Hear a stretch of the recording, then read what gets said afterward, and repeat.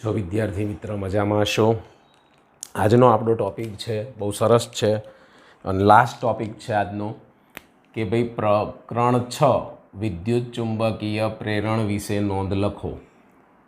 6.10 એસી generator શું છે? એસી generator શું છે? એસી જનરેટર। તો એસી જનરેટરમાં પહેલાં તો આપણે ચુંબકીય ફ્લક્સનો ફેરફાર કેવી રીતે થાય છે એટલે કે પ્રેરિત ઈએમએફ ઉત્પન્ન કરવાની જુદી જુદી રીતો કઈ કઈ કહી શકાય। તમારી પાસે એક ફ્લક્સ છે, ચુંબકીય ફ્લક્સ ફાઈવ બરાબર સૂત્ર છે એ બી કોસ થીટા, જ્યાં થીટા એ અને બી વચ્ચેનો ખૂણો છે। આવું સૂત્ર તમારી પાસે અવેલેબલ છે। તો ફર્સ્ટ એ ઉપરથી લખવું હોય તો એના આડછેદના ક્ષેત્રફળમાં ફેરફાર કરવાથી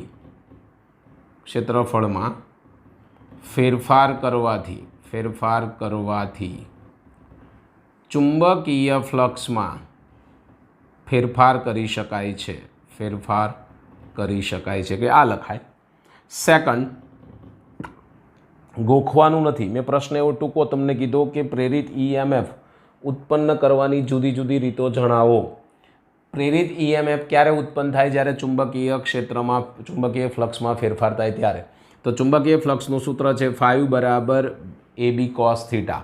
પહેલું એ આપ્યું છે તો મેં એમ લખ્યું એ ક્ષેત્રફળમાં ફેરફાર કરો એટલે ચુંબકીય ફ્લક્સમાં પણ ફેરફાર થાય। પછી બી આપ્યું, બી એટલે ચુંબકીય ક્ષેત્ર, ચુંબકીય ક્ષેત્રમાં ફેરફાર કરશો તો પણ ચુંબકીય ફ્લક્સમાં ફેરફાર થશે।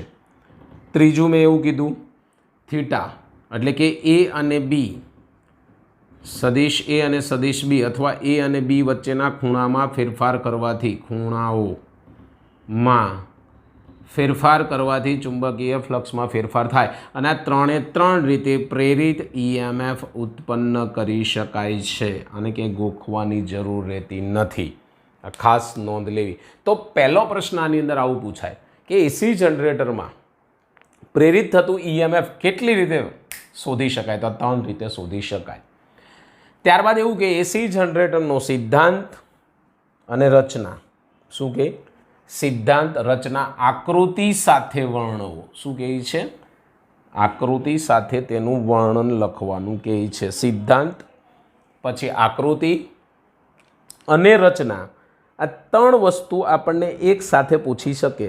અચ્છા, તમને અલગ અલગ પણ પૂછી શકે કે એસી જનરેટરનો સિદ્ધાંત અને રચના જણાવો, પછી એમ કે એસી જનરેટરની આકૃતિ દોરી અને પ્રેરિત ઈએમએફનું સૂત્ર મેળવો। તો સૌપ્રથમ આપણે સિદ્ધાંત ઉપર જઈશું। સિદ્ધાંત શું કહે છે કે જ્યારે એ સદી ક્ષેત્રફળ ધરાવતું વાહક તારનું ગૂંચળું, હમણાં જ મેં અહીંયા લખ્યું હતું ફાઈવ બરાબર એ બી કોસ થીટા, તો આ એ શું કહેવાય? તો આડછેદનું ક્ષેત્રફળ। આવું એક ગૂંચળું પસંદ કરવાનું એમ કહે છે। ચુંબકીય ક્ષેત્રમાં એને ભ્રમણ કરાવવામાં આવે ત્યારે ગૂંચળાનું અસરકારક ક્ષેત્રફળ, આ બી છે એ તો ચુંબકીય ક્ષેત્ર છે, નીકળી જાય તો એ કોસ થીટા, આને કહેવાય અસરકારક ક્ષેત્રફળ એ કોસ થીટા છે। જ્યાં થીટા શું છે? હમણાં જ કીધું એ અને બી વચ્ચેનો ખૂણો છે। તો ફ્લક્સમાં ફેરફાર કરવાની આ પદ્ધતિને, આ જે ફ્લક્સ છે એમાં ફેરફાર કરવાની આ પદ્ધતિને શું કહેવામાં આવે છે? એસી જનરેટરનો સિદ્ધાંત। ફરી વખત, એ આડછેદનું ક્ષેત્રફળ ધરાવતા વાહક તારના ગૂંચળાને ચુંબકીય ક્ષેત્ર બીમાં ભ્રમણ કરાવવામાં આવે ત્યારે અસરકારક ક્ષેત્રફળ એ કોસ થીટા બને છે, જ્યાં થીટા એ અને બી વચ્ચેનો ખૂણો છે। તો ફ્લક્સમાં, આનું જે ફ્લક્સ હતું આ ફાઈવ, એમાં ફેરફાર કરવાની આ ઘટનાને એસી જનરેટરનો સિદ્ધાંત કહે છે। આકૃતિ, તો આકૃતિ આ રહી બાજુમાં અને એના ઉપરથી જ એની રચના લખવાની છે। બીજું, આ સિદ્ધાંતથી શું થાય છે? તો આ સિદ્ધાંતથી એસી જનરેટરની મદદથી આનો ઉપયોગ શું, પહેલાં તો એ તમને ખબર હોવી જોઈએ। એટલે મેં તમને અહીંયા સિદ્ધાંત કીધો, હવે અહીંયા ઉપયોગ કહી રહ્યો છું કે આનો ઉપયોગ શું થાય। તો એસી જનરેટરની મદદથી તમે યાંત્રિક ઉર્જાને વિદ્યુત ઉર્જામાં રૂપાંતર કરી શકો છો। યાંત્રિક ઉર્જાને વિદ્યુત ઉર્જામાં રૂપાંતરિત કરી શકાય છે। શું કરી શકાય છે? રૂપાંતરિત કરી શકાય છે યાંત્રિક ઉર્જાનો, આ એનો ઉપયોગ। કે ભાઈ કોઈ પૂછે એસી જનરેટરનો ઉપયોગ શું, તો યાંત્રિક ઉર્જાનું વિદ્યુત ઉર્જામાં રૂપાંતર કરી શકાય છે. આ એસી જનરેટરનો આખા સિદ્ધાંતમાં બધી આકૃતિ બે દોરી નાખી છે. હવે મારે અહીંયા જ્યારે એસી જનરેટર કહે ત્યારે આટલી જ આકૃતિ દોરવાની છે, લખવાનું એની રચના મારે લખવી છે, એની રચના હું બોલીશ, તમારે સમજવાની છે. હું બોલીશ, ઓકે, અને ઈએમએફનું સૂત્ર પણ સાબિત કરીશું અહીંયા. તો પહેલો પ્રશ્ન તો તમને ખ્યાલ આવી ગયો. શું પૂછાય કે એસી જનરેટરમાં પ્રેરિત ઈએમએફને ઉત્પન્ન કરવાની જુદી જુદી રીતો જણાવો. બીજો પ્રશ્ન એવો પૂછાય એસી જનરેટરનો સિદ્ધાંત, રચના સમજાવો. ત્રીજો પ્રશ્ન એવો સિદ્ધાંત લખો, રચના લખો અને ઈએમએફનું સૂત્ર મેળવો. સિદ્ધાંત, ઉપયોગ, રચના, આકૃતિ આ પણ રીતે પણ પૂછાય. એટલે કઈ પણ રીતે પૂછાય, જે માગ્યું એ લખવાનું છે. હું તમને બધું અહીંયા પીરસી દઈશ, જે માગે છે બોર્ડમાં એ પ્રમાણે તમારે લખવાનું છે. આકૃતિમાં એસી જનરેટરની રેખાકૃતિ, આ આકૃતિમાં એસી જનરેટરની રેખાકૃતિ દર્શાવેલી છે. પહેલાં આવું લખી નાખવાનું, એટલે આખી આકૃતિ અહીંયા કમ્પ્લીટ થઈ ગઈ. હવે સમજવાનું છે કે એસી જનરેટરમાં પહેલાં શરૂઆત કરીશું ગૂંચળું. આ ગૂંચળાને એક ધરી સાથે, ગૂંચળાને અહીંયા આર્મેચર પણ કહેવામાં આવે છે. આ ધરીને શાફ્ટ પણ કહેવામાં આવે છે. શાફ્ટ ફરે ધરી, યોગ્ય ધરી પર આ ગૂંચળાને ફિટ કરી દેવામાં આવે છે. સિમ્પલ છે, ગોખવાનું ક્યાંય નથી. કે અહીંયા શાફ્ટ પર જડિત કરેલું ગૂંચળાને રોટેટ કરાવવામાં, એટલે કે ભ્રમણ કરાવવામાં આવે છે. આ રચનાને આર્મેચર કહેવામાં આવે છે. આ શાફ્ટ છે, ધરી છે, એના ઉપર આ ગૂંચળું છે, એના ઉપર જડિત કરી દીધું છે અને એને ભ્રમણ કરાવવાનું છે. તો એ ભ્રમણ કરાવવાની આખી જે રચના બની એને આર્મેચર કહેવાય. તો આ એક પ્રકારની રચના થઈ, એને આપણે આર્મેચર કહેવામાં આવે છે. હવે શું કરીશું, તો બંને બાજુ મોટું ચુંબકીય ક્ષેત્ર ઉત્પન્ન કરવા માટે એન અને એસ, મોટું ઉત્પન્ન કરવું છે તો એન એટલે કે ચુંબકનો એન ધ્રુવ અને એસ ધ્રુવની વચ્ચે આને જડિત કરેલું હોય છે. હવે જ્યારે આની અંદર તમે ભ્રમણ કરાવવામાં આવશે ત્યારે આના ચુંબકીય ફ્લક્સમાં ફેરફાર થશે. શું થશે? ચુંબકીય ફ્લક્સમાં ફેરફાર થાય છે, એટલે કે યાંત્રિક કાર્ય થયું. આ યાંત્રિક કાર્યને કારણે આ જે ગૂંચળું છે એમાં પ્રવાહ ઉત્પન્ન થાય છે અને આ ગૂંચળાના બે છેડા વચ્ચે પ્રવાહ ઉત્પન્ન થવાથી પ્રેરિત ઈએમએફ ઉત્પન્ન થાય છે. શું થાય છે? પ્રેરિત ઈએમએફ ઉત્પન્ન કરી શકાય છે. તો આ થઈ ગૂંચળાની રચના, એટલે કે એસી જનરેટરની રચના. હજી બાકી છે, થોડું એમાં ઉમેરીશું કે આ જે બે ગૂંચળાઓ છે એની સાથે મુક્ત રીતે ભ્રમણ કરી શકે તેવું એક કાર્બનનું બ્રશ, એટલે આ જે ભાગ છે એ બ્રશ કહેવાય અને આને સ્લીપ રિંગ. સ્લીપ રિંગ સાથે કાર્બન બ્રશને જોડી તેની સાથે બહાર પ્રવાહ, એને ઉત્પન્ન થયેલો પ્રવાહ મારે બહાર લઈ જવો છે તો એની સાથે પરિપથ જોડી શકાય છે, એટલે કે એસી વોલ્ટેજ અહીંયા ઉત્પન્ન થશે. તો આ થઈ એસી જનરેટરની રચના. સિદ્ધાંત, ઉપયોગ અને રચના. ઓકે, હવે મારે રચના પતી ગઈ, તો રચના પત્યા પછી મારે ઈએમએફનું સૂત્ર મેળવવું છે. શું મેળવવું છે તમારે? ઈએમએફનું સૂત્ર. ચલો હું એમ કહું કે આ ગૂંચળું છે, યસ ગૂંચળું છે, તો આ ગૂંચળાને તમે ઓમેગા જેટલું ભ્રમણ આપો. કેટલા સમય સુધી? તો કે ભાઈ ટી સમય સુધી ભ્રમણ આપો. કેટલા સમય સુધી આનું ભ્રમણ આપો છો? ટી સમય સુધી. તો હું કહી શકું કે થીટા બરાબર શું મળે? તો ભાઈ ઓમેગા ટી. ક્યાં ભણ્યા છો? ઓમેગા બરાબર થીટા બાય ટી. આ ચાક ગતિનું એક શુદ્ધ ચાક ગતિનું સૂત્ર છે જે તમે 11મા ધોરણમાં ભણી ચૂક્યા છો કે ગૂંચળાને જો ઓમેગા જેટલું ભ્રમણ ટી જેટલા સમયમાં આપવામાં આવે તો ખૂણો કેટલો ઉત્પન્ન થાય? થીટા બરાબર ઓમેગા ટી. જો આ ગૂંચળાના આડછેદનું ક્ષેત્રફળ એ હોય અને તેની અંદર ઉત્પન્ન થતું ચુંબકીય ક્ષેત્ર બી હોય તો હું અહીંયા કહી શકું કે ચુંબકીય ફ્લક્સ ફાઈવ બરાબર, એટલે કે ફાઈવ બી બરાબર એ બી કોસ થીટાની જગ્યાએ, પહેલાં થીટા લખીશ અને પછી થીટાની જગ્યાએ હું શું લખી નાખીશ? Omega T. સમીકરણ 1. આના ચુંબકીય ફ્લક્સનો ફેરફાર મળ્યો કહેવાય, એટલે કે ચુંબકીય ફ્લક્સ મળ્યું. હવે આનું મારે વિકલન કરી નાખવાનું છે, અથવા તો તમને ખબર છે કે ફેરેડેના નિયમ અનુસાર, ફેરેડેના આકૃતિ આમાં નથી દોરવાની, ફેરેડેના નિયમ અનુસાર શું કરશો? ફેરેડેના નિયમ અનુસાર તમે E = ભણી ગયા છો -d5/dt. આમાં મેં આંટા લીધેલા નથી, એટલે કે આંટાની સંખ્યા ગણી લે. આ કિંમતને હું અહીંયા મૂકી દઈશ, એટલે આને કહીશ સમીકરણ 2. એકની કિંમત 2માં મૂકતા એવું લખી નાખવાનું -d/dt બ્રેકેટમાં AB cos થીટા. વિકલન કરી નાખો એટલે અહીંયા માઇનસ AB અચળ છે એ બહાર આવી જશે.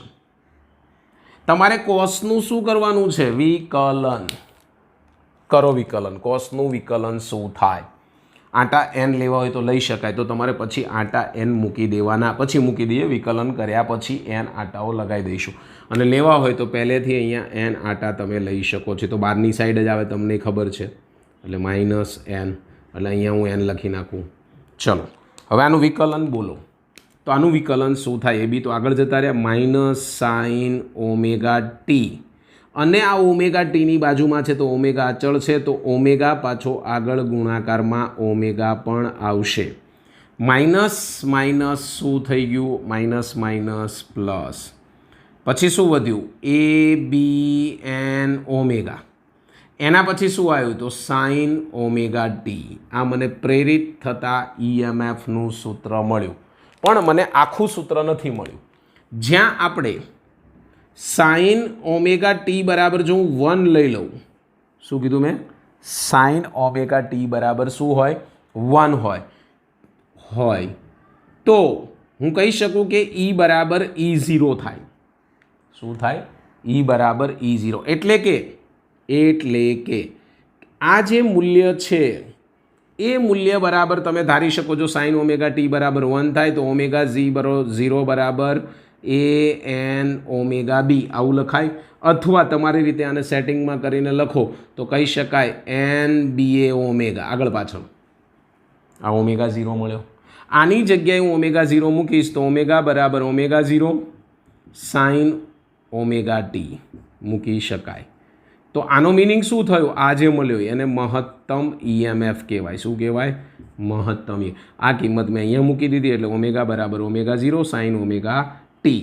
હવે આ જે EMF પ્રેરિત થયું છે એનું મૂલ્ય સાઇનની અંદર પ્લસ અને માઇનસની વચ્ચેની રેન્જમાં મળશે, એની વચ્ચેના સમયગાળામાં મળશે.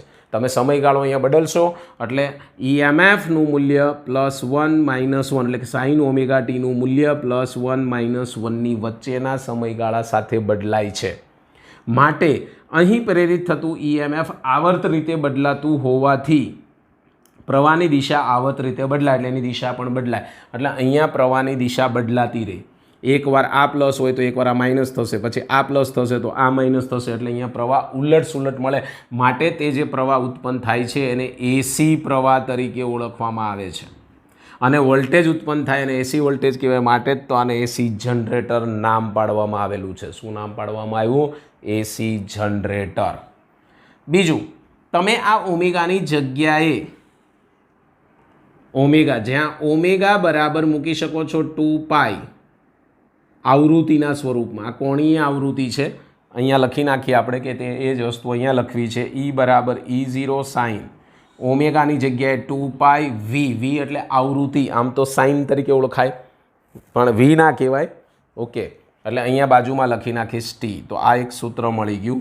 આ જે V છે અથવા સાઇન જે છે એને આવૃત્તિ કહેવાય. હકીકતમાં એની આવૃત્તિ F છે, માટે એની સંજ્ઞા F હતી. જૂની ચોપડીમાં F હતું, નવી ચોપડીમાં આ રીતે સંજ્ઞા આપી છે V ટાઈપની. એટલે એને સાઇમન કહે છે, સાઇન કહે છે, V કહે છે, જે કહે એ સાઇન, જે કહે આપણે V તરીકે યાદ રાખીશું ભાઈ. આપણે તો યાદ જ રાખવું છે ને ભાઈ. તો આને કહેવાય ACનું મૂલ્ય મળ્યું. AC જનરેટરમાં AC EMFનું મૂલ્ય. તો આ પ્રશ્ન કેવી રીતે પૂછાય? ફરી વખત કહું છું કે ભાઈ પહેલાં મેં તમને સમજાવ્યો તો એ તો નાનો પ્રશ્ન હતો, પણ આ પ્રશ્ન AC જનરેટરનો સિદ્ધાંત, ઉપયોગ અને રચના. તો એટલે રચના લખીને પૂરું કરવાનું. AC જનરેટરનો સિદ્ધાંત, ઉપયોગ, રચના અને EMFનું સૂત્ર મેળવવું. આકૃતિ દોરવી, આખું સૂત્ર મેળવવાનું. 4 કે 5 માર્ક્સમાં પણ પૂછી શકે છે. ઓકે, આના પછીનો પ્રશ્ન આની અંદર જ એવો છે કે ભાઈ AC જનરેટરનું સૂત્ર આપણે લખી નાખવાનું. આજે હમણાં મેં અહીંયા લખ્યું, આ મેળવ્યું છે, આની અંદર મૂક્યું એ, અથવા આગળનું, એ બધા જ આપણે મેળવી શકીએ છીએ, લખી શકીએ છીએ. તમને જે ઈચ્છા પડે તે અંદર લખી શકાય છે. એટલે આના પછીનો પ્રશ્ન એવું કહે છે કે AC જનરેટરમાં પ્રેરિત EMFનું સૂત્ર. સિદ્ધાંતની જરૂર નથી એટલે આપણે હટાવી દઈએ. આકૃતિની જરૂર નથી, પણ અત્યારે સમજાવવા માટે રાખું છું એટલે ખ્યાલ આવે તમને. ઓકે, ચાલો આગળ વધીશું. શું કહેવા માગે છે? પહેલા પ્રશ્ન સમજો. AC જનરેટરમાં પ્રેરિત ઈએમએફનું સૂત્ર લખો અને તે સમય સાથે કેવી રીતે બદલાય છે તેની ચર્ચા કરો, અથવા તો એસી જનરેટરમાં પ્રેરિત ઈએમએફની લાક્ષણિકતા જણાવો. એસી જનરેટરમાં પ્રેરિત ઈએમએફની લાક્ષણિકતા જણાવો. હવે આ આકૃતિ ઉપર ફોકસ કરવાનું છે. આ આકૃતિ આપણે સમજવાની છે. આ ખાસ નોંધ લેવી વિદ્યાર્થી મિત્રો. ઓકે, તો એસી જનરેટરમાં પ્રેરિત ઈએમએફનું સૂત્ર, એસી જનરેટરમાં પ્રેરિત ઈએમએફનું સૂત્ર આપણને લખવાનું કહે છે. હમણાં જ મેં અહીંયા મેળવ્યું, ભૂસી નાખ્યું. E is equal to E0 sine omega T લખાય છે આવું.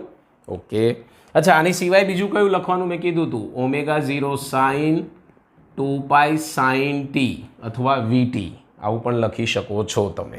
અહીં આ જે પ્રેરિત ઈએમએફ છે એ સાઇન સ્વરૂપનું હોવાથી આનું મૂલ્ય પ્લસ E અને માઇનસ Eની વચ્ચે મળે છે. કોની વચ્ચે મળે છે? પ્લસ E અને માઇનસ Eની વચ્ચે મળે છે, જેની આકૃતિઓ નીચેના તબક્કાવાર સમજાવેલી છે મેં. જેમ કે આ આર્મેચર છે અને તમે ભ્રમણ આપશો, એની અલગ અલગ ભ્રમણની સ્થિતિ અહીંયા દર્શાવેલી છે. આ જ વસ્તુ છે પણ અલગ અલગ ભ્રમણ, કે ગૂંચળું સમતલને ચુંબકીય ક્ષેત્રને લંબ હોય. જેમ કે અહીંયા ચુંબકીય ક્ષેત્ર જતું હોય, સમજો ખાસ આ આકૃતિ. આ ચુંબકીય ક્ષેત્ર છે, મારે એને લંબ લેવું હોય તો આ જ થઈ ગયું ગૂંચળું. જો આ આકારનું ગૂંચળું, આમ આવ્યો ભાગ, આ ભાગ આમ આવે છે તો આ ગૂંચળું થયું કહેવાય. તો આ બે ભાગ છે ગૂંચળું. અહીંયા હું આ બ્રશ, સ્લીપ ને એ બધું લગાવી દઈશ અહીંયા, એટલે અહીંયા એસી વોલ્ટેજ આવશે. તો આ જ ગૂંચળું થયું, મેં આ રીતે મૂક્યું. ખબર પડી ગઈ કમ્પ્લીટ? ઓકે, તો આ છે એ આની સાથે કેવું થાય છે? લંબ. એટલે કે સમતલને ચુંબકીય ક્ષેત્રને લંબ હોય. તો હવે શું? તો ત્યાં તમારે થીટા બરાબર 0 લેવાનું થાય. શું થાય? તો અહીંયા કહી શકાય તબક્કો 1.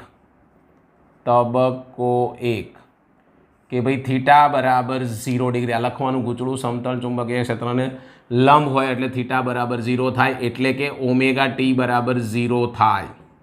અથવા આવું લખી શકાય. કિંમતો મૂકી દો અંદર. તો E is equal to E plus sine 0. Sine 0 એટલે 0 થઈ જાય, એટલે મને મળ્યું 0. ઈએમએફનું મૂલ્ય 0 મળે છે, એટલે અહીંથી સ્ટાર્ટ થશે, અહીંયા આવશે આ 0. આ છે એ પ્લસ E છે, આ બાજુ છે એ માઇનસ E છે, અને આ 0 એ સમય છે. સમય સાથે જો તમારે તાલ મિલાવવો હોય તો સમય પણ અહીંયા 0 લેવામાં, એટલે અહીંયા T બરાબર 0 સમય એવું પણ લખાય. T બરાબર 0 સમયે થીટા બરાબર 0 થાય. તો આ થઈ પહેલી પોઝિશન. સેકન્ડ નંબરમાં લખીશું તબક્કા નંબર 2. તબક્કો 2 લેવા માટે આપણે થીટા બરાબર હું લંબ ગોઠવી દઈશ π/2 ડિગ્રીના ખૂણે 90 ડિગ્રી, અથવા હું અહીંયા લખીશ થીટા બરાબર 90 ડિગ્રી. આ 90 ડિગ્રીનો ખૂણો. કેવી રીતે સાહેબ? તો તમે આને લંબ ગોઠવ્યું હતું, હવે હું એને સમાંતર ગોઠવું તો આનું ક્ષેત્રફળ આમ જશે.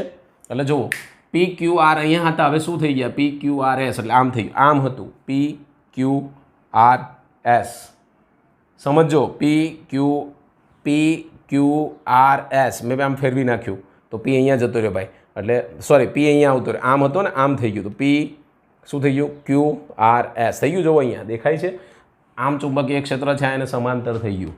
તો પણ આનું ક્ષેત્રફળ ચુંબકીય ક્ષેત્ર સાથે શું થાય? લંબ થાય. માટે થીટા બરાબર 90 π/2 નો ખૂણો. અચ્છા સર, સમય કયો લેવાનો? તો અહીંયા સમયગાળો તમે લીધો છે, એવી રીતે હું અહીંયા સમય લઈ શકું. T બરાબર T/4 સમયગાળાના અંતે. હંમેશા યાદ રાખો, આ સમય ફિક્સ કરવામાં આવેલો છે, ગાળો ફિક્સ કરી દીધો છે કે 0 થી T/4 સમયગાળો. કિંમત મૂકીશ E is equal to E0 sine π/2. Sine π/2 એટલે 1, એટલે E0 પ્લસ, એટલે આ મહત્તમ મળ્યું. કેટલું મળ્યું? EMFનું મૂલ્ય મહત્તમ. મેં અહીંયા મહત્તમ અંકન લઈ લીધું છે. ધારો કે આ જે અંકન છે એ અહીંયા હું લખીશ E0 મહત્તમ. E બરાબર E0. અહીંયા આપણે આ લીધું છે તો હું અહીંયા લખી શકું છું. આ માઇનસ EMF છે, અહીંયા મારે લખવું હોય તો E બરાબર માઇનસ E0. E માઇનસની સાઈડ મહત્તમ. તો હવે અહીંયા તમને બિંદુ મળે તો અહીંથી તમે આમ લઈ જશો ગ્રાફ, એટલે સુધી પહોંચી ગયા. ક્લિયર? તબક્કો 3, ત્રીજા નંબરનો તબક્કો.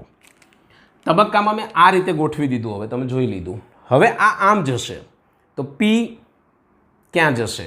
સમજી લેજો, આ આમ હતું, એને મેં આમ કર્યું, આમ ભ્રમણ આપીશ. હવે આ ભ્રમણને આખું આમ થઈ જાય તો શું થઈ જાય? તો 180 ડિગ્રીનો ખૂણો થાય. શું થાય?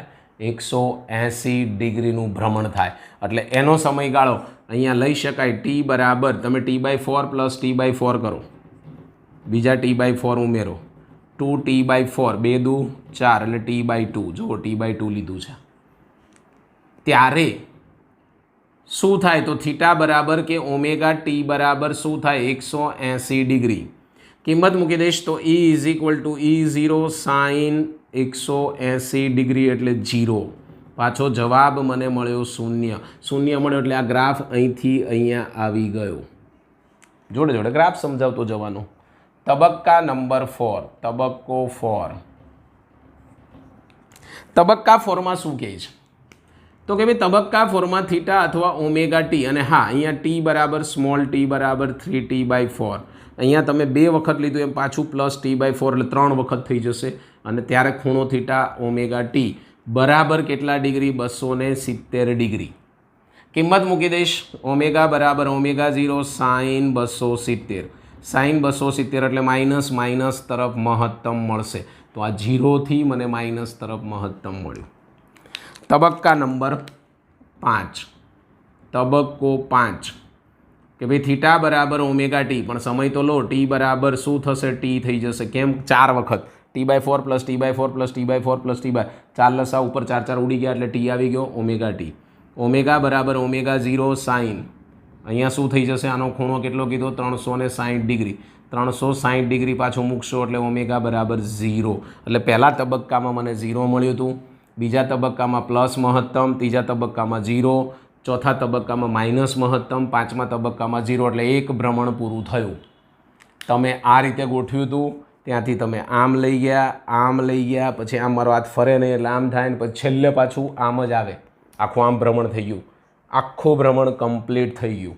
માટે મૂલ્ય કયા કયા મળ્યા? પહેલામાં 0 EMF, બીજામાં સમયગાળો 0, ત્યારે અહીંયા મને 0 મળ્યું, સમય 0 એટલે અહીંયા ટી બરાબર 0 એ લખી શકાય. અહીંયા ટી બરાબર T/4 ત્યારે મહત્તમ પ્લસ EMF, ટી બરાબર 2T/2 એટલે અહીંયા પાછું 0, ટી બરાબર 3T/4 પાછું કેવું? માઇનસ મહત્તમ, ટી બરાબર કેપિટલ ટી 0. તો આ રીતના આપણને મૂલ્ય મળે છે. તો આને સાઇન વિધેય પર બદલાય છે તેમ કહેવાય. તો આ પ્રશ્ન મેં તમને શું કીધો હતો કે એસી જનરેટરમાં પ્રેરિત EMFનું સૂત્ર લખો અને તેના 5 તબક્કા અથવા તેની લાક્ષણિકતા જણાવો. લાસ્ટ પ્રશ્ન એવો પૂછાય, એસી જનરેટર છે જેના પ્રકાર કેટલા? જનરેટરના પ્રકાર કેટલા? તે કેટલો પાવર ઉત્પન્ન કરે તે વિશે પણ થોડુંક સમજાવવાનું કહે છે. કેટલો પાવર ઉત્પન્ન થાય? એસી પ્રવાહની આવૃત્તિ લખો. ભાઈ અહીંયા 3 પ્રકારના જનરેટર છે. એક hydro electric generator, second thermal power generator અને third nuclear power generator. Hydro electric generator, thermal power generator અને ન્યુક્લિયર જનરેટર, એટલે ટોટલ 3 જનરેટર મળે છે જોવા. પહેલો જનરેટર પાણી ધોધ રૂપે પડે અને આ આર્મેચર અહીંયા ભૂસી નાખ્યું આપણે, એ આર્મેચર ફરે એટલે કે રોટર ફરે અને જે પ્રવાહ ઉત્પન્ન થાય અથવા પ્રેરિત EMF ઉત્પન્ન થાય તેને આપણે હાઇડ્રો ઇલેક્ટ્રિક પાવર જનરેટર કહીએ છીએ. સેકન્ડ હતું થર્મલ. કોલસાના કારણે, કોલસાને આપણે બળતણ તરીકે વાપરીએ, ગરમ થાય અને રોટર ફરે તો એને આપણે થર્મલ પાવર જનરેટર તરીકે ઓળખીએ છીએ. ન્યુક્લિયર પાવર, કોલસાની જગ્યાએ તમારે ન્યુક્લિયર બળતણ તરીકે વાપરી અને આર્મેચરને ફેરવવામાં આવે અને એસી વોલ્ટેજ ઉત્પન્ન થાય તો એને ન્યુક્લિયર પાવર જનરેટર કહેવામાં આવે છે. અત્યારે હાલમાં 500 મિલીવોલ્ટના જનરેટર તૈયાર થઈ ગયા છે કે જે ઇલેક્ટ્રોન પેદા કરે, એટલો પાવર ઉત્પન્ન કરે. કોઈ અને એની મદદથી તમે 100 વોલ્ટના 50 બલ્બ ચલાવી શકો છો. કેટલા ચલાવી શકાય? 50 પ્રકાશિત કરી શકાય છે. મોટાભાગના જનરેટરમાં ગૂંચળાને સ્થિર રહે છે અને ઇલેક્ટ્રોમેગ્નેટ ભ્રમણ કરે છે. હવે એવા આધુનિક આવી ગયા કે વચ્ચેનું ગૂંચળું ફિક્સ હોય પણ આજુબાજુનું શું કહેવાય ચુંબક ભ્રમણ કરતું હોય. ભારતમાં આવી આવૃત્તિનો પ્રકાર 50 હર્ટ્ઝ સુધી છે. જે આપણે ઉત્પન્ન કરીએ છીએ યુએસએની અંદર આ જ આવૃત્તિ 60 હર્ટ્ઝ છે. એટલે કે આપણી આવૃત્તિ મેગાહર્ટ્ઝ આવૃત્તિ ઓછી છે આપણી આવૃત્તિ, જ્યારે યુએસએની અંદર આવૃત્તિ વધારે છે. અમુક દેશો યુએસએ જેવા દેશો એમ એટલે બધા દેશો, આપણા દેશમાં 50 છે એટલે આપણે ઓછી હજી ઉત્પન્ન કરી શકીએ છીએ આવૃત્તિવાળા પાવર અને યુએસએ કે બીજી કંપનીઓમાં થોડા વધારે ઉત્પન્ન કરી શકાય છે. તો અહીંયા આપણા ચેપ્ટરની બધી જ થિયરી કમ્પ્લીટ થાય છે. જો કોઈ દાખલો બાકી રહી જતો હશે, જેમ કે ઉદાહરણના તો બધા પૂરા થઈ ગયા છે, સ્વાધ્યાયમાં કોઈ પણ બાકી હશે તો આના નેક્સ્ટ વિડીયોમાં આપણે જોઈશું અને પછી સ્વાધ્યાયની પૂર્ણાહુતિ કરીશું અને નવું ચેપ્ટર સ્ટાર્ટ કરીશું.